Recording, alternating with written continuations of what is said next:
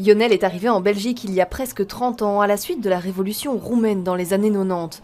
Une immigration qui était plus compliquée que maintenant. On arrivait illégalement, on demandait asile, on n'était pas tellement...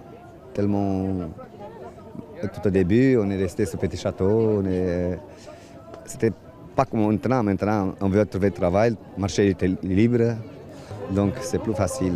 Bruxelles, cette ville polyglotte attire de nombreux Roumains qui y migrent désormais pour des raisons économiques plutôt que politiques. C'est une communauté qui s'est renforcée après l'adhésion de la Roumanie en 2007 à l'Union européenne et aussi parce que énormément de gens qui sont venus dans les années 90 ont fait venir leurs enfants et ont développé une communauté qui est arrivée à presque 150 000 Roumains sur le territoire de la Belgique et presque 80 000 à Bruxelles.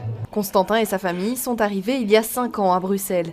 Ils proposent, à travers leur pâtisserie, un petit goût de la Roumanie qu'ils n'oublient pas de transmettre à ses enfants. À la maison, ils parlent toujours roumain parce qu'on essaie de ne pas oublier notre langue et tout ça. Et à l'école, ils parlent français. Et parfois, on voit à la maison et on parle les deux langues dans le même temps. Et je dis non, à la maison, on parle roumain, français, on doit parler ici.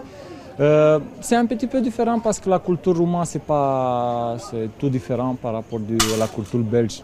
Actuellement, le roumain est enseigné dans certaines écoles de la communauté française à Bruxelles. Un moyen pour les enfants de grandir entre deux cultures, ces mêmes différences culturelles qui font la richesse de notre capitale.